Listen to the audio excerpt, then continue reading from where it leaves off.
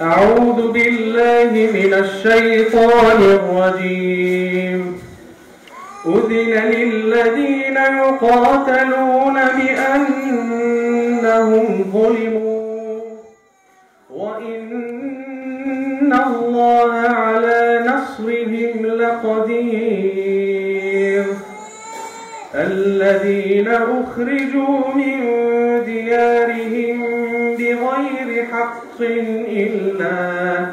إلا أن يقولوا ربنا الله ولولا دفع الله الناس بعضهم ببعض لهدمت صوامع وبيع وصلوات ومساجد يذكر فيها اسم الله كثيرا ولينصرن الله من ينصره إن الله لقوي عزيز. Au nom de l'association Ligue humanitaire pour une Syrie vive, je vous remercie de votre présence et je vous souhaite le bienvenu. Franchement, je ne sais pas par où commencer. Parce que c'est ce qu'on entend, c'est déjà éprouvant. C'est ce qu'on voit, c'est encore plus dur. Et quand vous allez sur place, quand vous voyez les gens, quand vous discutez avec eux, c'est encore autre chose.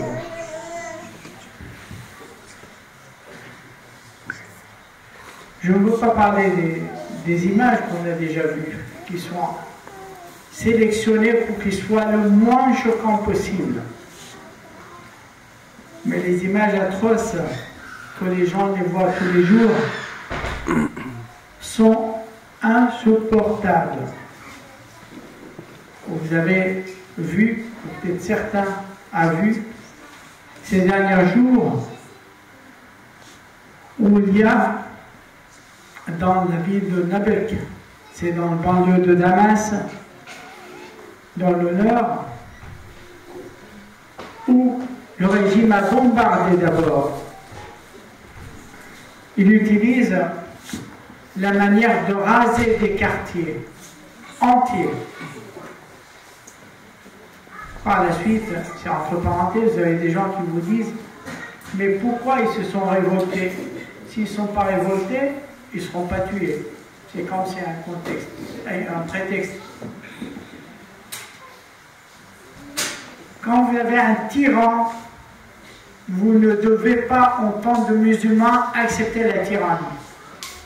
C'est pour ça que le peuple là-bas, ils sont sortis contre la tyrannie qu'ils le subissent depuis plus de 50 ans. Dans cette ville, quelques familles ont pu avoir un abri par rapport aux bombes et aux missiles. Le régime les a trouvés. Le plus facile pour eux, c'est de tuer. Tuer, ce n'est pas des gens armés.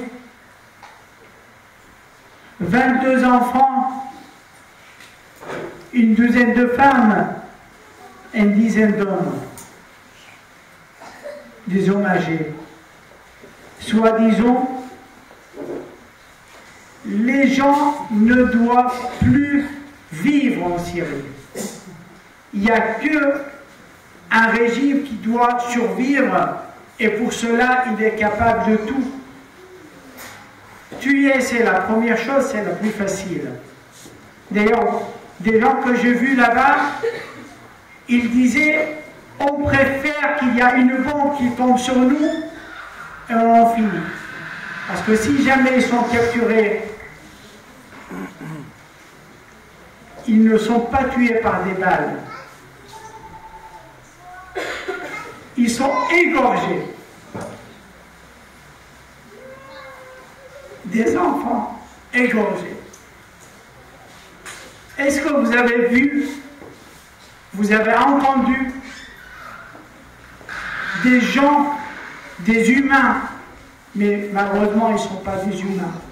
Même les animaux, ils ne sont pas des animaux. Un animal tue pour manger, mais il s'arrête. Ils ne sont pas des animaux. De tuer, c'est le plus facile. Mais, vous avez vu les images des filles. Ça, c'est juste quand ils les traînent. Mais le plus dur, quand ils les violent à plusieurs, c'est inimaginable. Des filles qui sont même devenues enceintes, que dans le début, en 2011, il y avait 5 filles qui étaient hébergées chez une famille à Alep, qu'on était obligé d'envoyer de l'argent pour le faire avorter.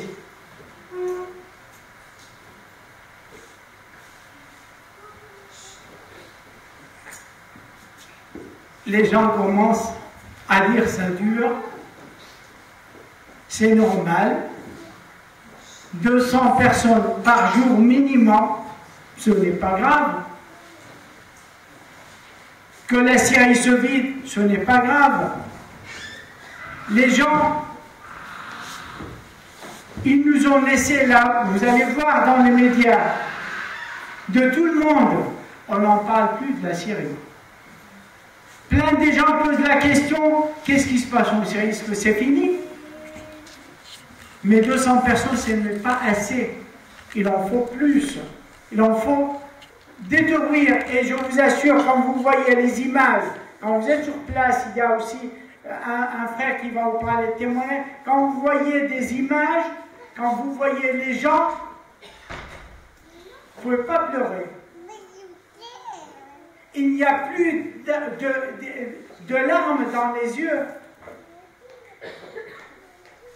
Ces derniers jours, on a vu des gens, on a voulu savoir qu'est-ce qui s'est passé, comment c'est passé, pourquoi ils sont sortis, les blessés, tout ça. Après, ils nous ont dit, et ils ont raison. Mais pourquoi vous voulez? Juste pour prendre des photos? Vous voulez nous humilier? Ce n'est pas suffisant, l'état où on est. Des gens qui étaient aisés, qui vivaient dans des appartements, des maisons, comme vous et moi et n'importe quelle personne. Ils ont des enfants comme vous et moi et d'autres personnes. Ils vivaient tranquillement. Une bombe arrive, il va avoir une jambe amputée, le frère tué, l'autre est handicapé. Et alors, les gens commencent à oublier, à dire, mais qu'est-ce qui se passe là-bas? Ce n'est pas grave. On nous laisse dans cette tuerie, dans ces massacres, dans cette extermination complète, en disant, parce qu'il y a des gens qui prient, donc c'est des terroristes. La barbe, on n'en parle plus de la barbe, parce que la barbe, même le régime, le militaire du régime, ils ont aussi la barbe maintenant. Donc, ils peuvent même camoufler et faire des films comme si c'était de l'armée libre pour faire le pire des atrocités. Mais ce n'est pas seulement ça. Quand vous voyez l'état où les gens vivent, les hôpitaux, où soi-disant, c'est un hôpital, je suis allé, on a voulu opérer le premier jour, quand vous voyez dans les conditions où les gens travaillent, vous ne pouvez pas travailler. Le premier jour, on n'a pas pu travailler, on regardait, mais comment... Mais après, ils vous disent, soit vous essayez d'aider les gens et les sauver, soit ils vont mourir. Vous n'avez pas le choix. Vous allez travailler dans des conditions impossibles, impensables. Mais nous, on est là, en train de regarder. On regarde maintenant les images. On ne supporte plus les images atroces, difficiles. Mais on change la chaîne, on regarde autre chose. Chacun entre nous, il va donner, il va aider, alhamdoulilah, et ça c'est grâce à Dieu qui nous réunit ça. Heureusement, on a des frères de toutes les communautés, des Turcs, des Maghrébins, c'est-à-dire Maghreb, Jazair, Tunis, tout le monde, même des Français qui nous aident. Mais pensez-vous, vous aidez, qu'est-ce que je vais donner 10, 20, 30, 50 euros, et alors on pense qu'on a beaucoup donné. Eh bien, je vais vous donner juste un exemple. Des chiffres. En juillet 2011, on a eu une cinquantaine de familles qui sont venues à Alep de Homs. C'était le début. Les gens partaient de Homs vers Alep. Cinquantaine de familles, en total, la famille syrienne, presque 5-6 enfants, avec la mère, dont ça fait 6-7 personnes. Vous multipliez par 50, ça vous fait à peu près 7 par 50, ça fait combien ça? Voilà, 350. 350, ils nous ont dit, 350, en fait, c'était 70 familles, c'était pas... Donc, on a calculé, c'était 500 personnes qui ont été hébergées dans une poulaillère. Ils ont vidé la poulaillère, les hangars, ils l'ont mis dedans, et puis ils ont amené à ces gens-là de la nourriture. Donc il n'y a pas de loyer, juste la nourriture. Ils nous ont appelés pour dire, est-ce que vous pouvez nous aider? Et oui, bien sûr. Combien ça coûte le repas pour une personne au Syrie à l'époque? C'était 50 centimes. 50 centimes par jour. Vous imaginez 50 centimes par jour. 500 personnes, on a dit 250. 250 par mois, ça fait 7500 euros. 7500 euros. On leur a dit, mais on ne peut pas. On ramasse, on aide, les gens nous aident, mais donc mon frère, quand vous payez, quand vous aidez, ne pensez pas que ce que vous avez donné, ça va faire la fête là-bas. Non. C'est... Moi, quand j'avais vu des gens ces derniers jours avec le frère Nabil, on avait honte de nous. On ne pouvait rien leur donner. Et les conditions où elle vit, c'est insupportable. Mais je ne veux pas aller plus loin, je ne veux pas parler plus. Je crois tout le monde regarde et voit plein de choses, mais on est là, ensemble. La dernière chose qu'il m'a dit, il faut penser, les gens là-bas, ils ont plus le moral que nous. Ils tiennent le coup encore. Nous, on est démoralisés parfois, mais eux, ils nous disent, la dernière chose qu'il nous a dit, une personne que je connais bien, il m'a dit, il ne faut pas s'arrêter. Il faut continuer à nous aider. Parce que même si c'est peu, mais ça peut faire quelque chose. Donc, je vous laisse, mes frères et sœurs, et puis je demande à Cheikh Aïssa de venir nous parler de ce que le droit, en quelque sorte, d'un musulman sur un autre. Et je dirais, ce n'est pas un musulman, le droit d'un humain par rapport à l'autre humain. Et tous, vous savez que Rasul alayhi salam, même son voisin le juif, qui mettait la sainteté devant sa porte quand il est devenu malade. Il a demandé qu'est-ce qu'il est devenu, pourquoi il ne met plus la poubelle devant la maison du prophète, alayhi salatu wassalam. Et donc il a su qu'il était malade. Et ça, c'est le droit humain. Et nous, on ne demande que les gens pensent à des gens, à des humains qui vivent dans cet endroit et qui sont massacrés tous les jours. Je vous remercie. Alhamdulillah Rabbil Alamin.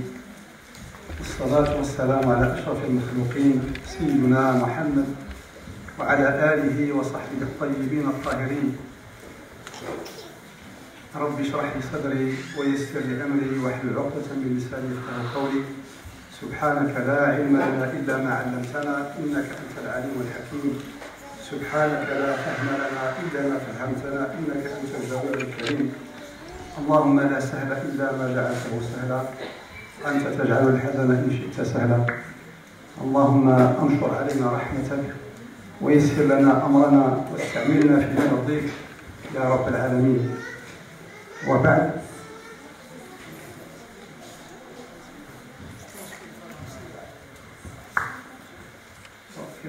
Inch'Allah, mon intervention elle sera très modeste, comme il l'a rappelé. Normalement, c'est Hussein Amali qui devait intervenir, mais comme il est malade, donc il m'a chargé de venir. Donc, je vais faire ce que je peux parce qu'il m'a appelé cet après-midi tard. Donc, Inch'Allah, de toutes les façons, je pense que ce que les frères ont présenté à travers ce film et ces images est beaucoup plus parlant que toute intervention, que toute conférence et que toute parole.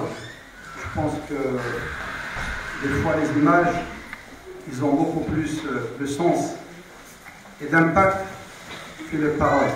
Et dans tout ce qu'on a dit tout à l'heure, on a vu beaucoup de choses. C'est très touchant. C'est très très fort comme expression, ces images qu'on a vues. Moi, je voudrais rappeler tout simplement, faire un petit rappel. Ça consistera à ça mon intervention. Je dirais, il n'y a pas pire que l'oubli initial. Il n'y a pas pire que lorsque on tombe dans l'oubli. Et on sait très bien que l'oubli est quelque chose de naturel, de normal, d'humain, mais il y a oubli et oubli. Dans notre vie, l'oubli fait partie de nous. Ça nous arrive d'oublier, et même assez souvent. Mais le pire, c'est que lorsque, face à des situations, telles que la situation en Syrie, notre rapport à cette situation devient, ou notre relation devient une relation occasionnelle ou passagère et émotionnelle à un certain moment, et après, on oublie complètement. Et je pense que, comme il l'a bien rappelé le frère tout à l'heure, c'est ce que nous vivons actuellement, parce que face à ces images qu'on a vues, à la réalité sur le terrain, qu'on connaît pas très très bien, mais déjà, le peu qu'on connaît, c'est déjà beaucoup. Ça dépasse toutes les limites. Et on se demande comment des hommes et femmes, des humains, puissent savoir, voir, connaître de telles situations,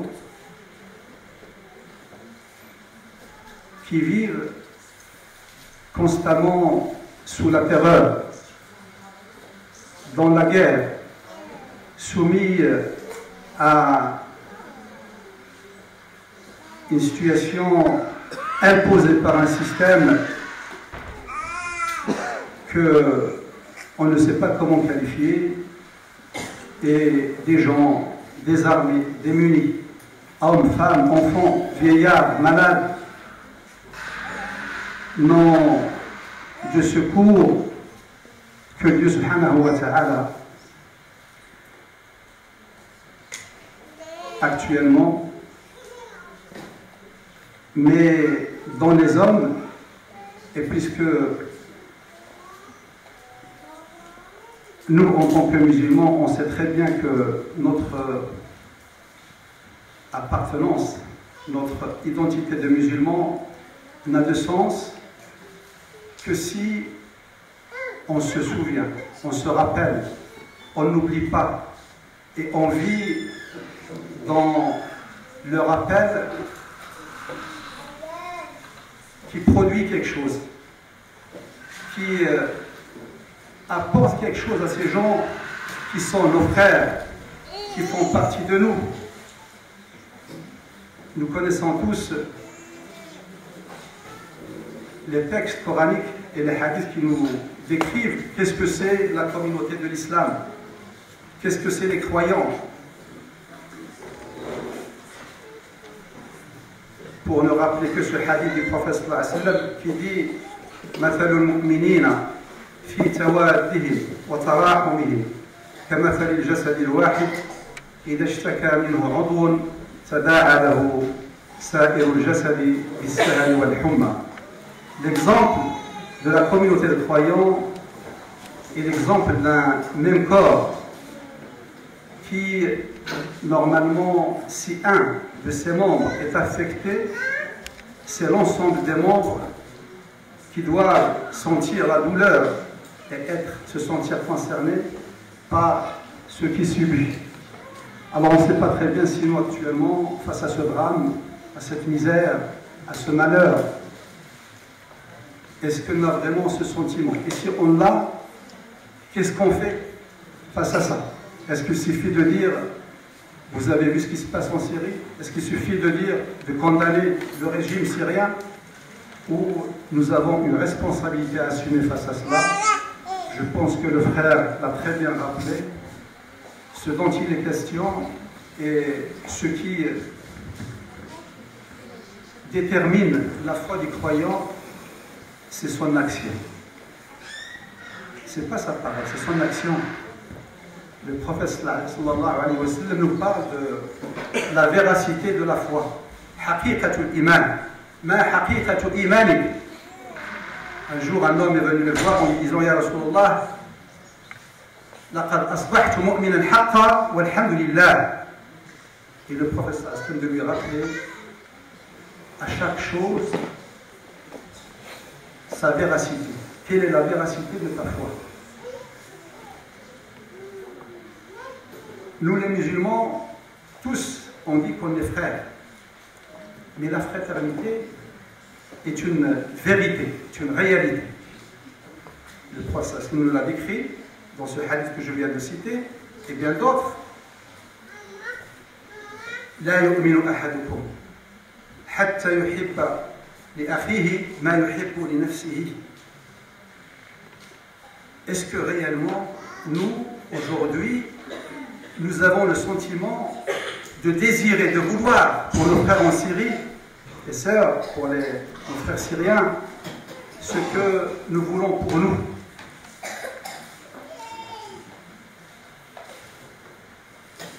Est-ce que nous utilisons les moyens qui sont en notre possession pour accomplir notre rôle de musulmans solidaires de leurs frères là-bas en Syrie? Jazallahu bi khair, barakallahu fi, Allah subhanahu wa ta'ala récompense et bénit ses frères, et que tous ces frères de cette association et bien d'autres qui accomplissent ce travail humanitaire grandiose, considérable sur le terrain. Alors nous, ne serait-ce que de loin, ici, dans notre situation de confort, ne sommes-nous pas capables de chercher chez gens, ces relais, ces gens qui interviennent, qui agissent, non seulement attendre jusqu'à ce qu'ils organisent une soirée pour nous inviter, mais notre devoir de musulmans, de croyants, d'hommes tout simplement, c'est d'aller et de chercher chez ces gens braves, qui eux ont ce courage et cette volonté sincère d'assumer cette identité de fraternité en islam. Et on sait très bien que la fraternité, elle n'est pas géographique. C'est pas parce que moi je suis maghrébin que je dois être concerné que par mes affaires, les affaires du Maghreb, ou parce que le frère est turc, il doit être concerné que par les affaires concernant la Turquie. Mais on sait très bien que la fraternité en islam n'a ni frontière, il n'est déterminé ni par la géographie, ni par la politique, ni par la frontière, mais c'est une fraternité en Dieu qui ne connaît pas de limite. Là où il y a un frère, là où il y a un musulman qui souffre, je dois me sentir concerné. Et me sentir concerné veut dire que je dois agir. On connaît un malou. Ça c'est Allah. Et dit, agissez, œuvrez. Dieu sera témoin de vos œuvres. Je pense, pour ne pas trop tarder, aujourd'hui on est là, pas pour parler, mais surtout pour répondre à cet appel que le frère nous a lancé. Et de s'en rappeler que si on ne le fait pas, si on ne répond pas, cela ne restera pas sans conséquence. لأن الله سبحانه وتعالى جعل من كلمة الذكر كلمة مفتاح. Dieu a fait du mot se rappeler, le rappel, un mot clé central. القرآن سماه ذكر إن هو إلا ذكر للعالمين. Le mot rappel est un mot clé dans le Coran, dans la science prophétique. Dieu, en parlant du Coran, il l'intitule le rappel. En parlant de l'adoration, il a appelé ça al-dhikr. En parlant de la prière, il a appelé ça dhikr. En parlant de la science, il a appelé ça dhikr. Je pense que le problème chez nous, il est dans l'oubli, dans l'insouciance. Et comme vous le savez, l'insouciance, elle durcit les cœurs, elle tue.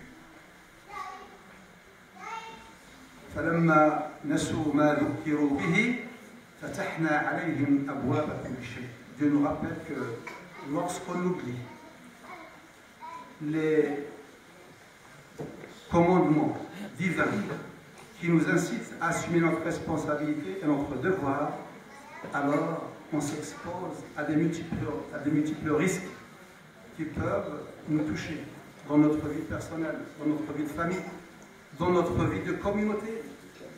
Et le mal qui frappe la communauté est la conséquence de cette indifférence et de cette passivité face à ce qui se passe en Syrie, justement, n'est que l'illustration de l'état de notre communauté. Parce que nous avons oublié.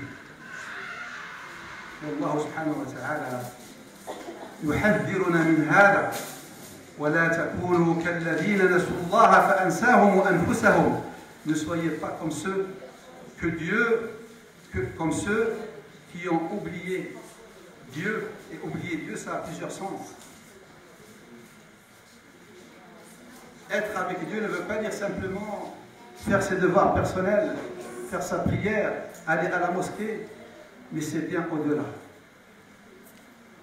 S'en rappeler de Dieu, c'est accomplir ses devoirs à la fois personnels et communautaires et humanitaires, car notre religion a une dimension qui dépasse la vie et qui nécessite cet engagement par la foi et par les actions face à l'injustice là où il se trouve et en priorité lorsque la justice est flagrante comme ça l'est le cas actuellement en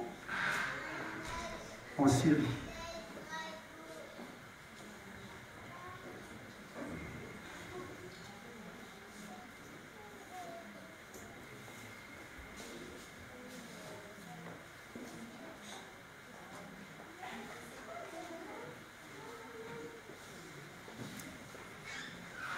Je vais m'arrêter là, comme je disais tout à l'heure.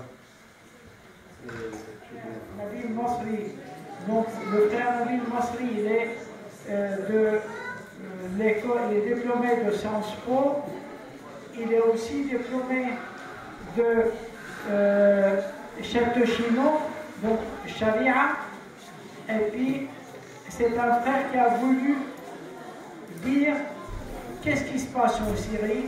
Je voulais voir moi-même, je voulais savoir ce qui se passe. Donc il a voulu aller en Syrie. On a passé quelques jours ensemble. Il a vu certaines de nos difficultés et puis il a raconté, il a pu voir des gens sur place et malheureusement écouter tout ce qu'ils subissent comme atrocité. Je lui laisse la parole.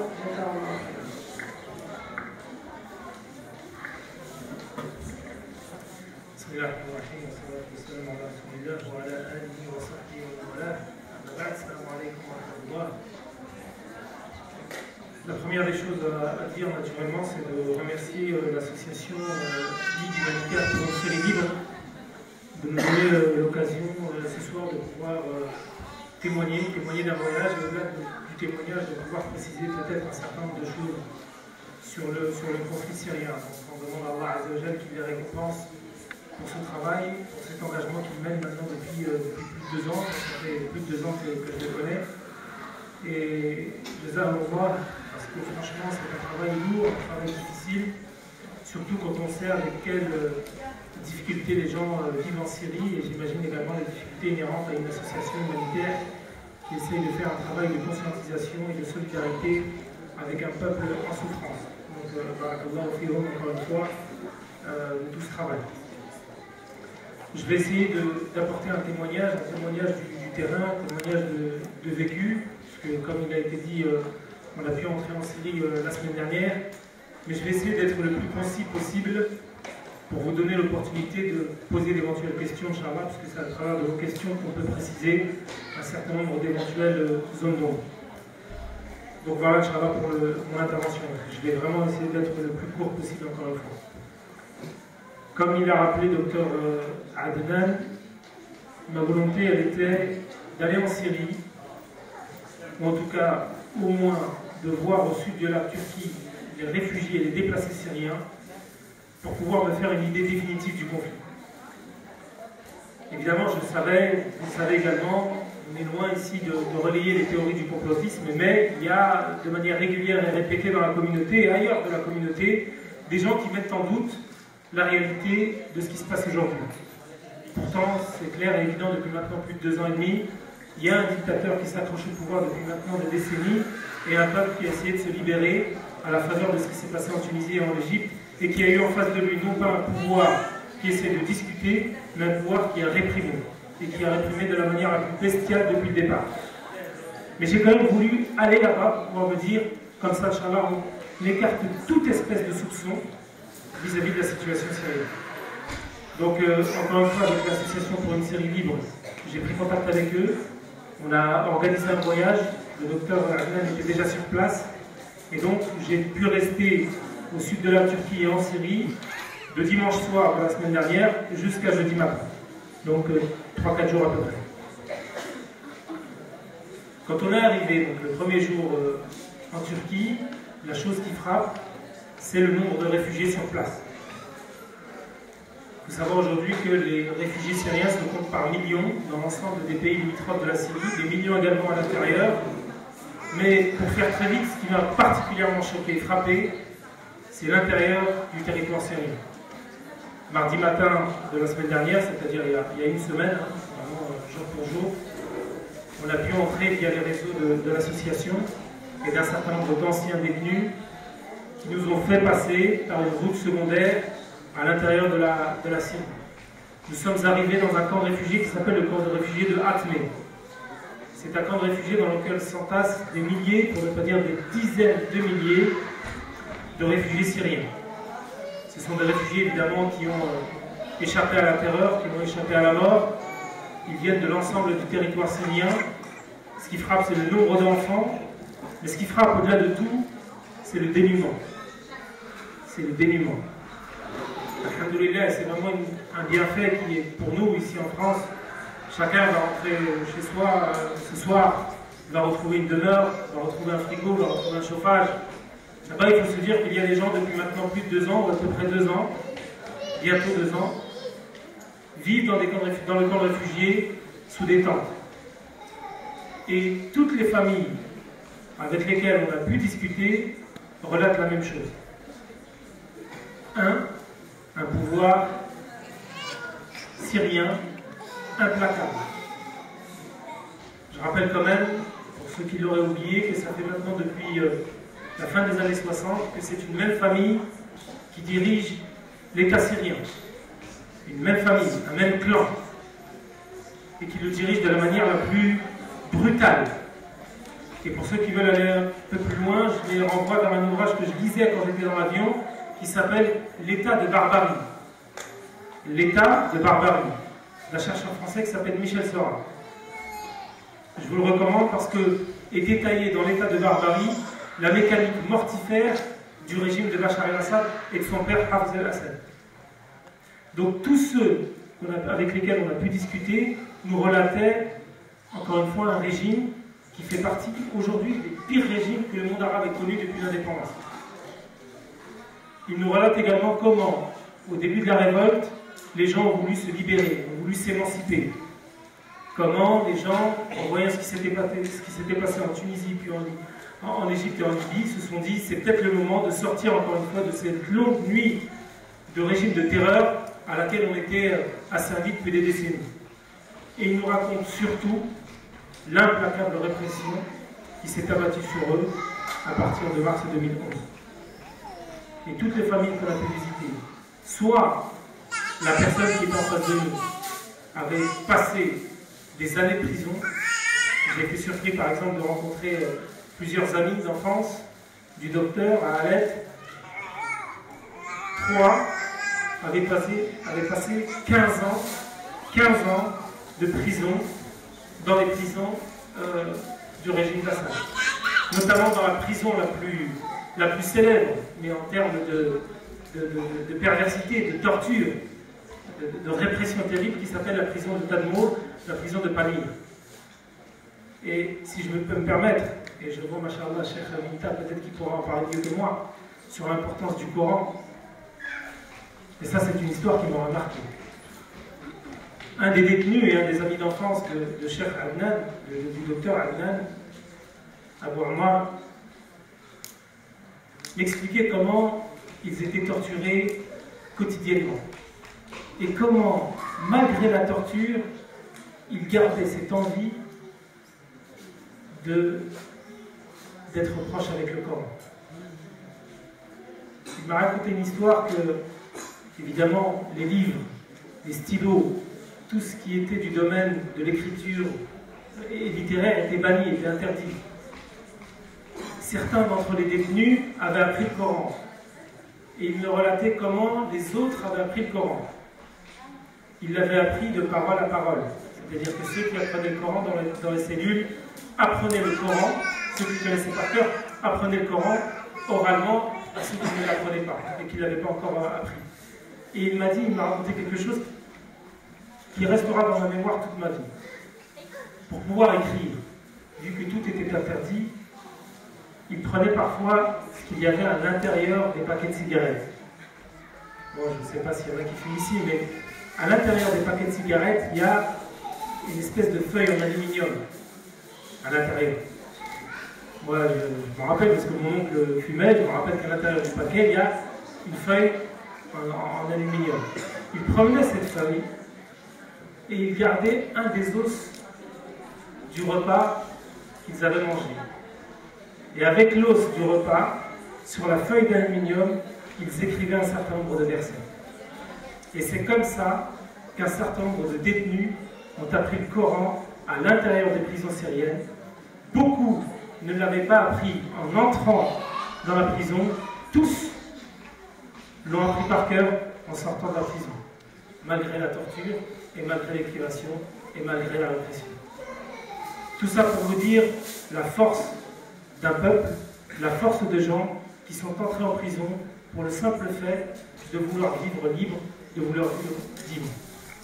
Donc ça, ce sont des tranches de vie qu'on nous a répétées, des tranches de vie qu'on a pu discuter.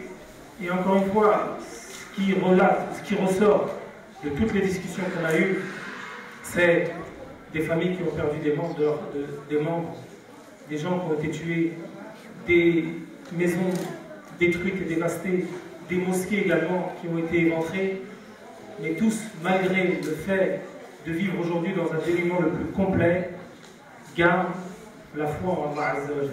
Et tous, et ça c'est ce qui m'a vraiment marqué jusqu'au bout, c'est finalement l'agrément du décret divin. Nahmadullah. À chaque fin de discussion, c'était Nahmadullah, Nahmadullah, lakin Nahmadullah, lakin Nahmadullah. C'est-à-dire que malgré tout ce qu'ils ont pu subir, vous avez ce retour vers la spiritualité. Et c'est pour moi là où je me suis dit que c'est pas pour rien en fait. Le 7e siècle, le prophète sallallahu alayhi wa sallam disait Allahumma barik lana fi shamina, qu'Allah mette la baraka sur cette terre du Sham. Parce que vivre autant de douleurs, de souffrances, de privations et garder une rage de vaincre pour pouvoir sortir des griffes d'un régime tortionnaire malgré tout ce qu'ils ont subi, voilà, c'est la marque d'un peuple qui est aimé par Allah Azza wa Jalla. Et donc encore une fois, merci pour ce soir, pour ce témoignage. Merci pour l'association pour une série libre. Je vous encourage, Inch'Allah, à donner de votre temps, de votre énergie, de votre argent pour pouvoir soutenir les différents projets qui ont été ici présentés. Et je vous demande également de ne jamais oublier, ce peuple, autant dans vos du'a, mais également dans cet impératif que l'on a de sensibiliser la communauté musulmane. Parce que malheureusement, elle est traversée de courants, elle est traversée d'un certain nombre de discours qui mettent en doute et qui discréditent cette révolution et cette révolte.